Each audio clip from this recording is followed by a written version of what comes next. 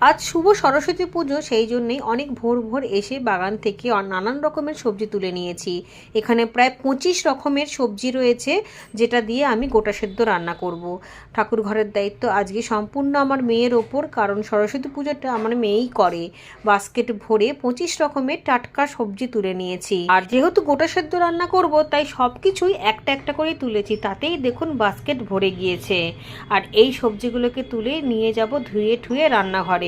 খিচুড়ি রান্না করব, তার মধ্যেও দিয়েছি গাছের কাঁচা লঙ্কা, তেজপাতা, ফুলকপি। আর এখানে কাঁচা হলুদ দিয়েই রান্না করব খিচুড়িটা, বেটে নিয়েছি সেই জন্য। আর এখানে ফোড়নটা দিয়ে দিয়েছি। খিচুড়ির মধ্যেও আমার ছাদ বাগানের ছোঁয়া রয়েছে। আর গোটা সেদ্ধ তো সব কিছু দিয়েই করেছি। আর লাস্টে খিচুড়িটাতে ঘি দিয়ে দিয়েছি, এটা এক সাইডে করেছি। অন্যদিকে কাঁচা হলুদ আবারও একটু বেটে নিয়েছি, যেটা গোটা সেদ্ধর মধ্যে দিয়ে দিয়েছি। এই দেখুন আমাদের গোটা সেদ্ধ।